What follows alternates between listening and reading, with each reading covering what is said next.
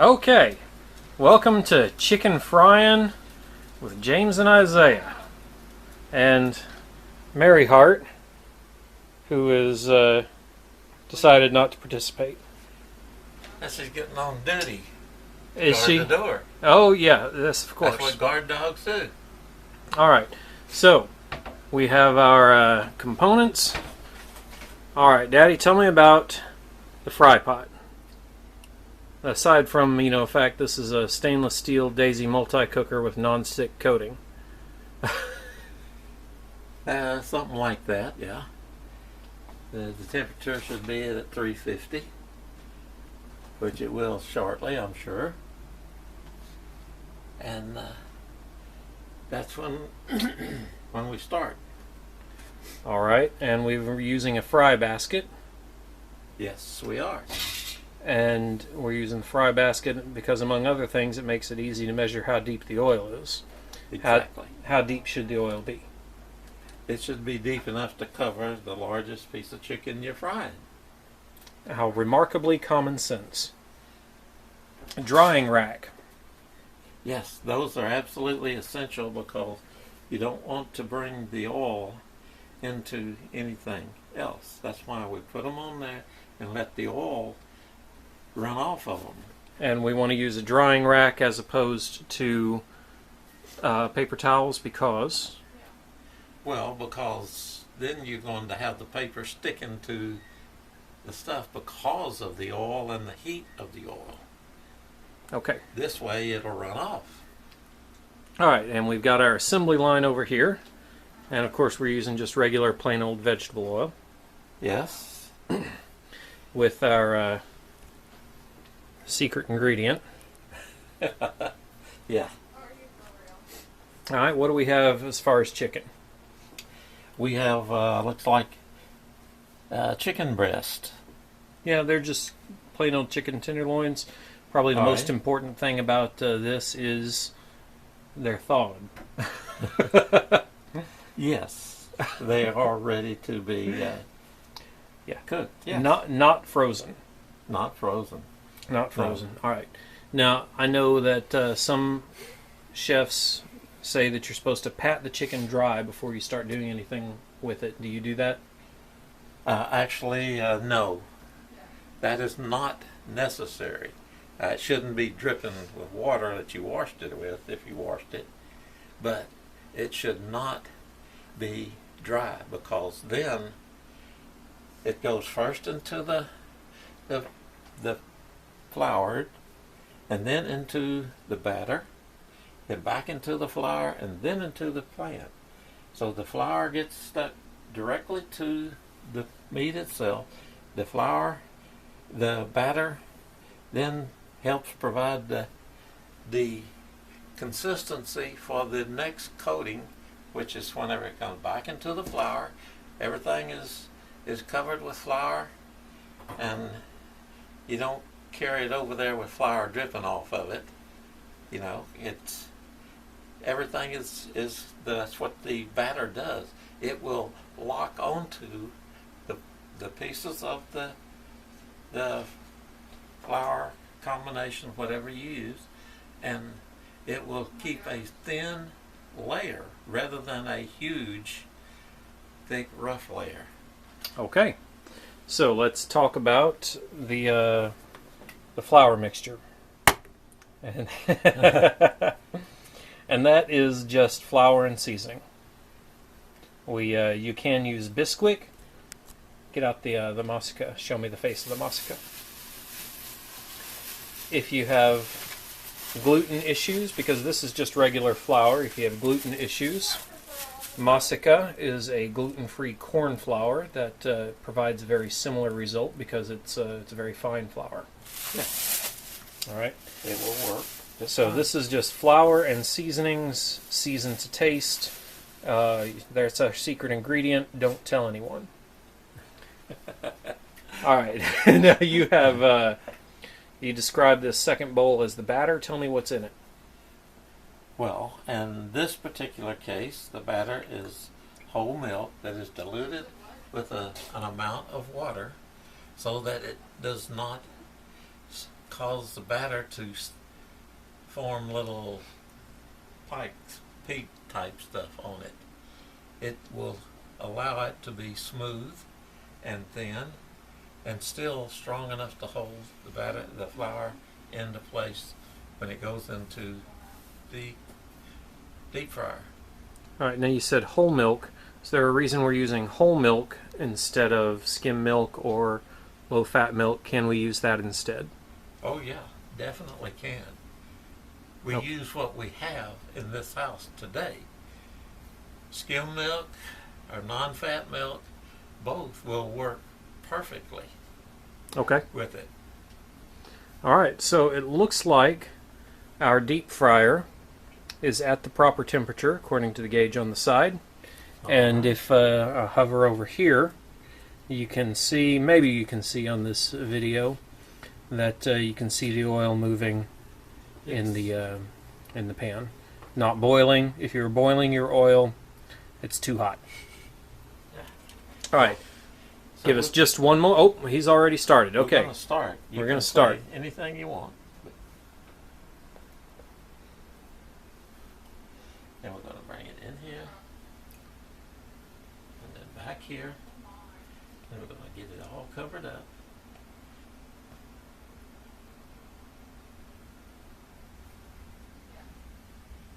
Then we're going to bring it over. And we're going to lay it into the deep fryer. And it immediately started, which it should have. And how long is this chicken going to be in the deep fryer? These probably will be anywhere from 8 to 10 minutes, depending on how many you put in at the time. And how many can you put in at one time? Whatever the size of the bucket is that you're using to cook it with. Very precise. All right. Well, I was going for a single layer. You don't want them to stack because then they stick to each other. Yeah, you're not going to have a double layer of them. That's why you lay them in there very carefully so that they don't get into each other. This may be the last one to fit in there because it's bigger now. Missing them chickens. And you can, they are definitely cooking up really quick. You can hear the action.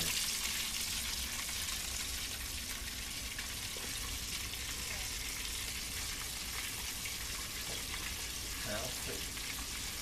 Are you doing another? Well, I saw some small pieces in here. I just have to find them. I can put some of the small pieces in, like that.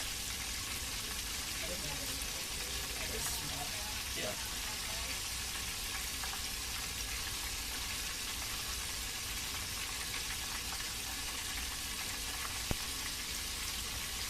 And I still have room to put that. I think there was another one. I don't think I saw it that one.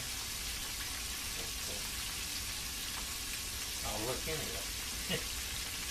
Make sure the chicken isn't dripping with flour. Make sure you aren't either.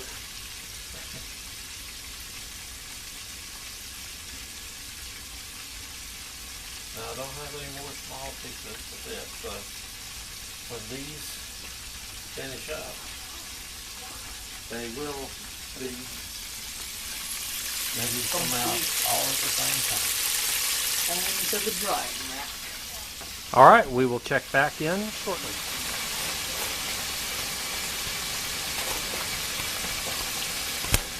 There we go. All right.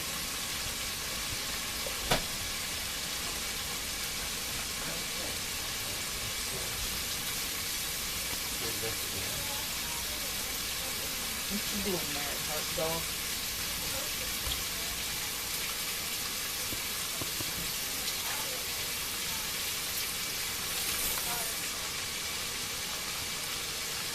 And the benefit of cooking breast tenders, Come a little closer and speak up. I said, and the benefit of cooking breast tenders is that there's no blood in the breast, So that will not be a problem at any point. And that is a big, that also is going to allow it to cook a little bit quicker than it would have.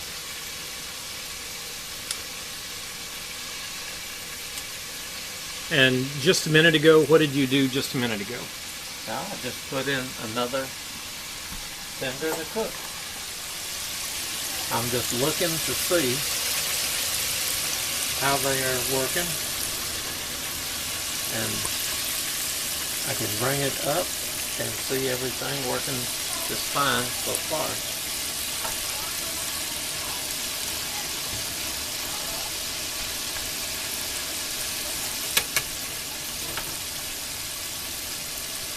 And the most important thing about this is keeping the crust thin, because it's not there to add taste and flavor. It's there to hold the flavor inside the chicken. That's where your flavor and your taste come from. Okay. The microphone is competing with the fryer and the vent, so... Oh, okay. Well, I'm just adding, that's just extra lagniappe. That's great. It just needs to be a little louder, lagniappe. Oh.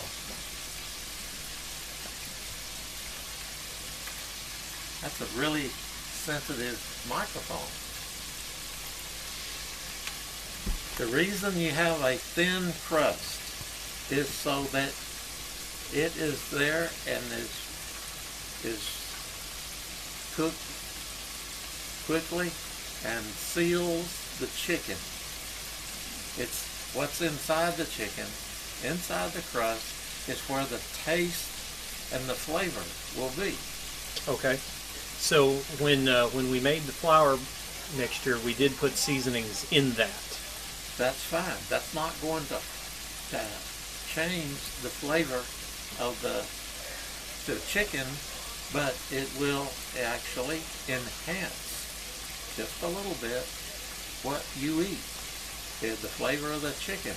The chicken is what's most important. That's not the crust or anything else. It is the chicken, and a little spice will help to enhance the flavor of that chicken.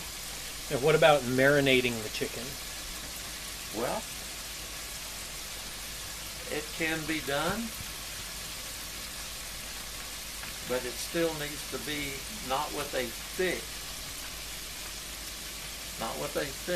mixture. It needs to be a thin mixture so that the flour or whatever you're using for the crust can hook to it and not build up because of the thickness of it, and the flour then can seal in the taste rather than have to burn the crust first to get to cooking the flour. This way, the chicken itself is cooked because, oh, look at that.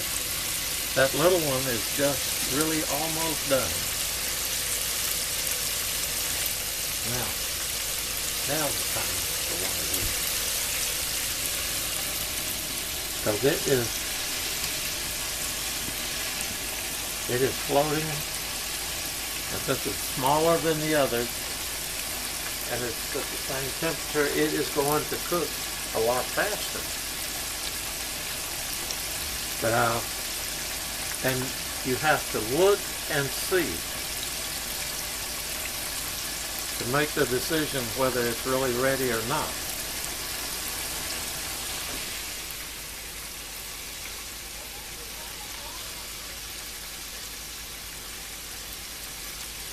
I'm going to give it about another 30 seconds, and then I think it'll be done.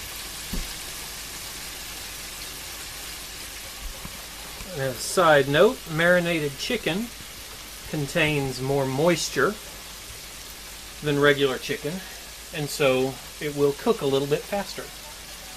It can, yeah. That's your science trivia for the day. Okay.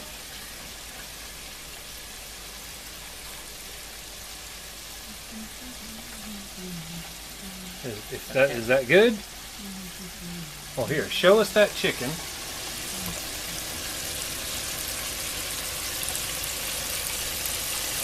All right, turn it. And what are we looking for in a done chicken? Well, you're looking at the crust and the color of the crust and the size of the chicken, because it's going to go down a bit in size as the moisture inside is cooked out. Now, I noticed that you have by and large left these alone. Yes. And maybe stirred them a little bit. Yes. To prevent them from sticking to each other? To each other or to the pan, in this case. Yes. That way you're cooking the whole chicken rather than the part that's stuck to the pan that's not getting cooked properly. One popular way to use a fryer basket is to shake it. Do you recommend shaking? Well, only at the proper time. And we are fast approaching that time where I can lift up the basket to take it out, so I don't have to put my things into the oil itself, because the three that are in there now are really, really close to being ready. You know, you just have to look and feel whenever you pick up with the whatchamacallit thing. What are these things? I forget. What do you call them? Tongs, clickers, clackers, grabbers, pincers. Whatever. You can clack the Chocolate Brothers. Yeah, all of the above.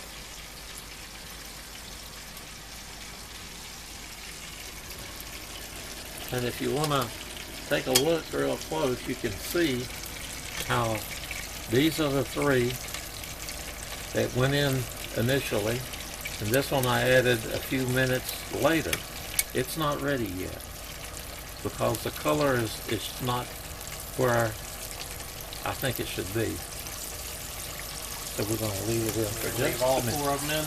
Just temporarily. Remember, these are bigger and thicker. This looks bigger, but it's actually a little thinner. And it's way thinner than that, and that one. But so it'll be all right, and the others will finally get everything inside done as well. And I think we're ready now. So I'm going to lift up the basket, and I'm going to take that one out of there.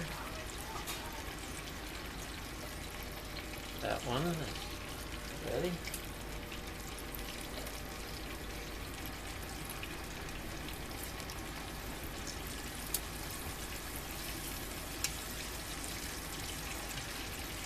I'm going to give it about another 30 seconds, and then this one being extra thick compared to the others, I'm going to give it just a little bit more because I want it done inside completely like it should be.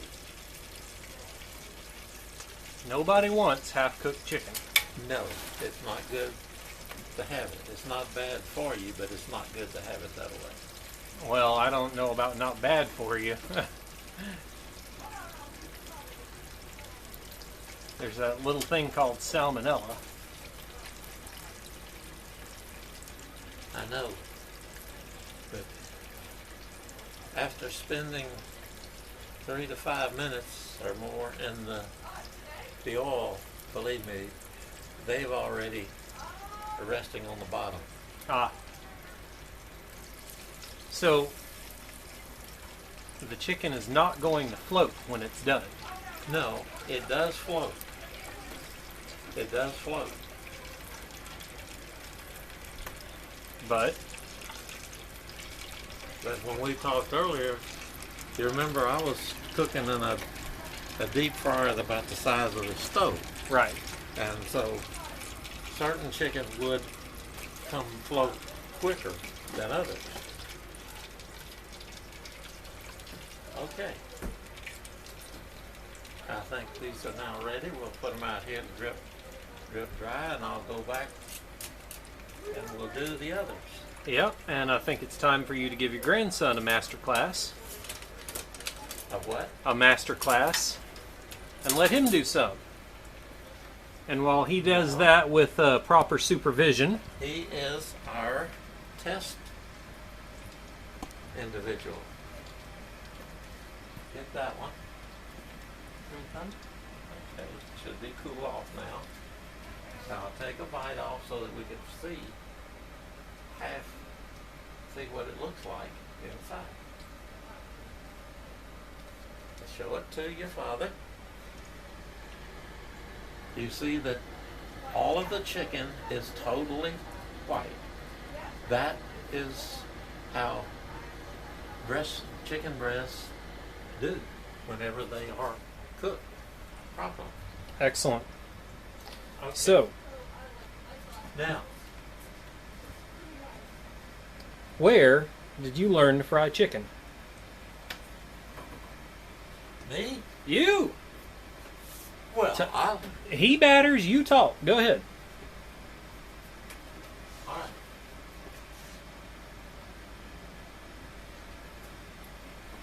I spent a couple of years working in a fried chicken store, a fast food chicken store, and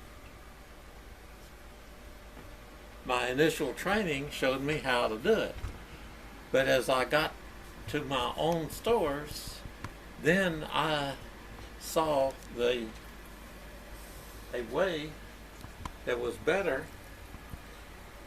to get it done quickly and efficiently and more productively, not just for the company, but for the chicken itself. It's something that you can be taught, but actually doing it and watching it and seeing it so that you can see what it is that's going on. Is he doing okay? Batter's not too thick, bread's not too thick? It no, it doesn't look bad. It looks exactly very well. It looks very similar to the way I used to do it.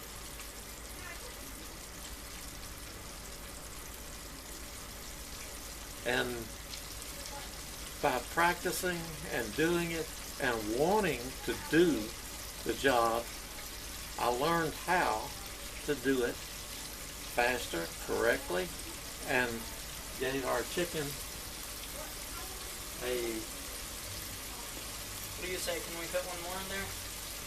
I think so, let's find a small one in there though, so that, This is probably one of the smallest ones we'll find. okay, that'll do. I'll show you where I want you to put it. Good. By wanting to do the job, I learned to do it faster and better, and the quality of the chicken went up, and the quality of the business went up with it. And it wasn't my business. It was one just where I was just working. Where were you working? Well, it doesn't exist anymore, but it's Right. called Tinsley Fried Chicken. Yep. It's called Tinsley's Chicken and Rolls, is the way the official name was. All right. Right along here. And there. And David Tinsley became a great friend of yours, didn't he? Oh yeah. Well, see, I knew David Tinsley before I ever went to work with him, for him, because I had met him before, and then whenever they were needing managers, I see your supervisor is applied. back in the kitchen. yes, the black spot. Whenever he was looking for managers, I was looking for a job, I went to see him, and he agreed to give me a challenge, a chance to do it. And I did. And it reached the point that every store that I went to, the profit ratio started going up in every store. You know, and that also, he liked my work ethic, but he also liked me as a person, which I found out years later. I didn't know how much he did at the time, but I found out years later that he thought a great deal of me, and not just my work for him.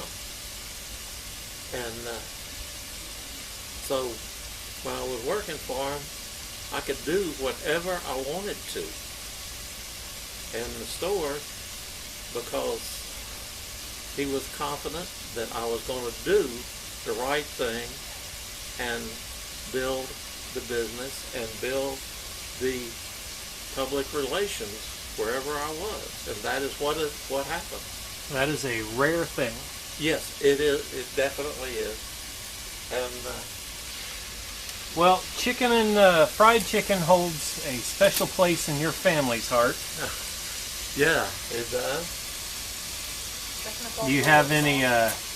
Do you have any good stories about that? Well, not right offhand. Yeah, I sprung that one on you. Sorry. I'm focusing on the chicken because I want it, whenever it's done, I want to get it done at the right time and then out, where it can drip dry and be really, really tasty. Okay, well, I will stop distracting you, and I'll let you and your grandson cook some chicken. Well, we are very close to that point.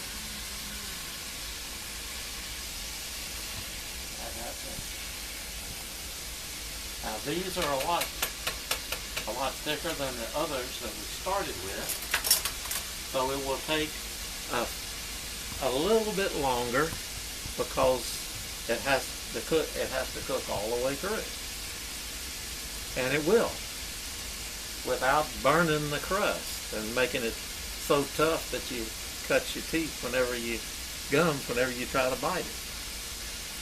That is the secret that David Tinsley. It wasn't a secret. That was the formula that David Tinsley initiated when he started his business. He did not want. It's not ready yet. He did not want to have that really hard, crusty chicken like most of his competition was doing.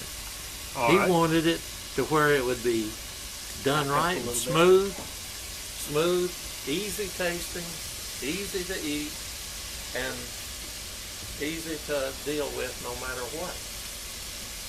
And he came up with that. So he was not just the owner. He was the creator of everything, including the term boss bird. And after a while, he bought a DC-3 and painted it up, and it was the boss bird airplane, and it was great. Yeah, it was. It was. And if I can find it again, I'll buy it. But I don't know that I can find it again because it's been a while. But see, David was the creator of everything. The advertisements, the recipes, everything that we did. He was the creator. He is the one that had the ideas. He was the one that instituted the ideas. All he asked for was that you do the job. And he couldn't always find people that wanted to do the job. Well, you brought that same energy and commitment to cooking chicken. You brought that home. Oh, probably, yeah. Because you cooked a lot of chicken at home, not just at work. And we ate a lot of chicken at home. And it was good chicken. Well, I don't remember quite that well. I'm glad you brought it up. I don't remember doing a lot of cooking because your mother was just so good at doing that. I guess every once in a while she would let me, but she was much better cook at everything than I was. You don't remember the family gatherings? It was a big treat for Uncle James to make chicken or lasagna. Anyway. I'll have How's to that? How's that coming? it's not there. It's about halfway right now. I think we got about So another show 3 me to what a 4 halfway minutes. done chicken looks like.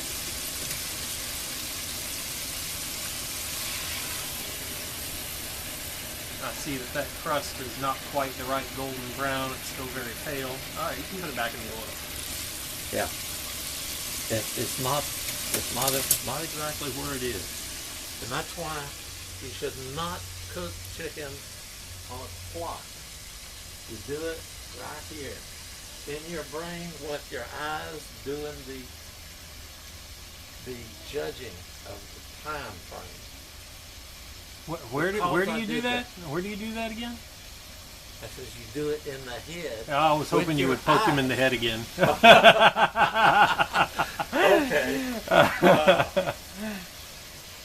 See, that is where I did things different than most of the other chicken stores in our company, and in churches, and in Kentucky Fried Chicken, and all the others, because they work on a corporate basis.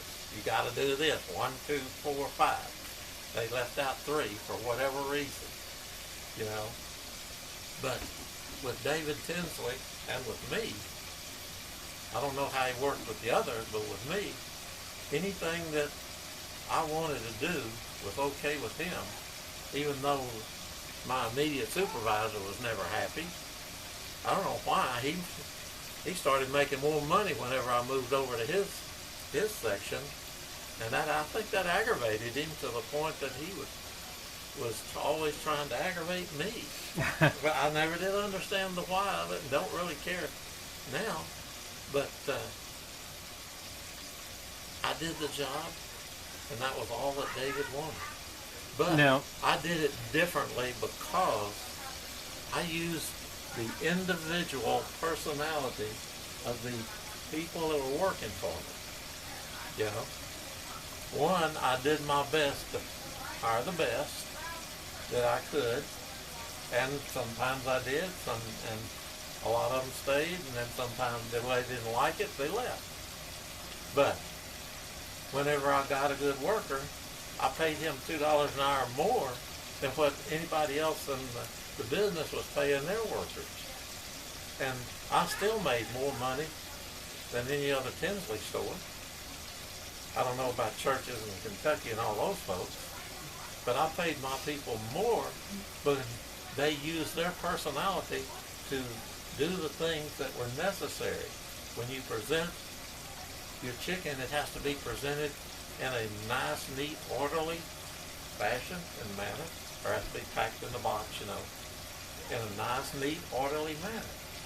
And I could have told them how to do everything, but you see, when you allow the individual to bring forth from himself or herself the ability that they have, you'll find out they'll pack them a little bit different, but they will look and feel and be easy for the customer.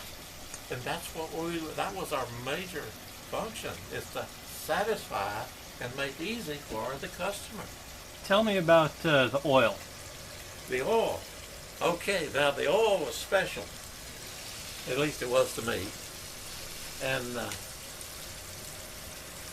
I was always having difficulties with oil until one day David came over to one of the stores, and I said, David, why don't you check with Louisiana? It's a company in Louisiana, and they produce a really good vegetable oil, or any kind of oil you want. They will do it. And evidently he wasn't happy with the way some of the oil was working, because he went over to Louisiana, to the Louisiana company, and he made a contract with them. They made all of our oil and put our name on the box, or the bucket, however it was. You know, it was Tinsley's fried chicken oil. You know, but it all came shipped from Louisiana. And when that happened, the quality of his chicken around his his entire company started rising up because of the oil itself. I don't know what they did to it, or why, or how, or anything, but living in Louisiana and using their oil at that time, you know, we found it really good. And so I just offered a suggestion to the boss, so to speak, and he actually took me up on it and went and looked. And you always kept your frying oil clean. Oh, yeah. Yeah, see, that's the one thing that most people don't do even today. Is, of course, all we did was deep fry stuff. We didn't grill anything. We always fried it. But I had all of the fryers cleaned up, filtered oil. The oil was, if the oil was bad, then we got rid of it. But if it was not bad, we filtered it and, you know, put it back into the fryer, added enough to bring it up to the proper level. But we had every deep fryer filtered once a day. And it's usually at the end of the day, we did that, and it got all of the stuff. You know, you're going to get flours and various other things that from the chicken itself. It's going to get in there, and it's going to mix in with the oil, and it's going to make things look different, color-wise, and everything.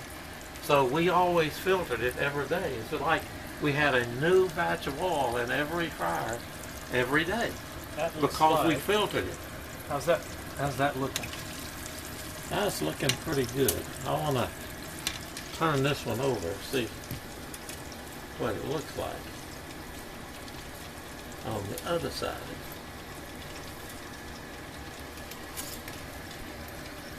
All right, we'll give it about another 45 seconds, and it will be ready to come out and get settled in. All right. I don't know how big they all are. Oh, that's good. That's a nice small one. We might get 4 in there because it looks like most of the big ones are still in the bucket there.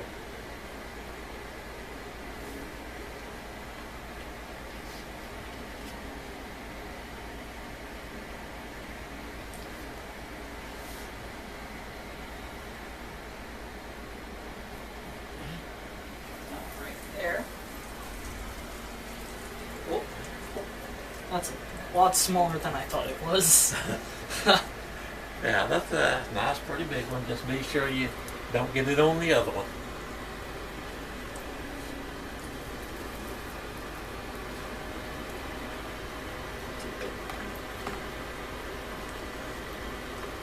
And by doing it this way with a light cover, it will make everything better in the long run. In other words, throughout the rest of your life, Mr. Isaiah, you will be able to cook the best chicken in the world. And nobody will understand why you are able to do it but you. And that's okay too.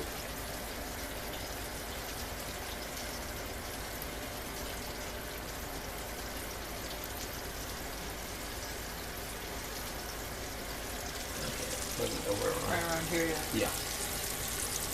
And we have Oh, one am I more in your side way? to use. No. Okay. Okay, you got room for one more? All right. Yeah, that one looks like it might just fit. Now, do you want us to use the gluten-free stuff for Petra? No. Okay. Nope. I'll use it later in the week. Okay.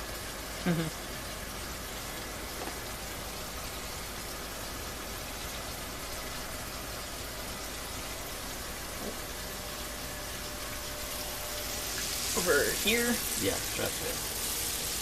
All right. That'll do it for us. We'll let them get cooked, and this is turned on, cranked up, so it's reheating everything. Watch out for the black spot. That You is don't some want- mighty fine looking chicken. All right. We're not going to record the whole chicken session, Okay. and looks like our supervisor is leaving anyway. Okay. So, all right. Well, thank you very much for the master class in frying chicken, Oh, my pleasure, believe me. and I am glad to be able to participate in the eating of the chicken a little bit later. Yep. You will.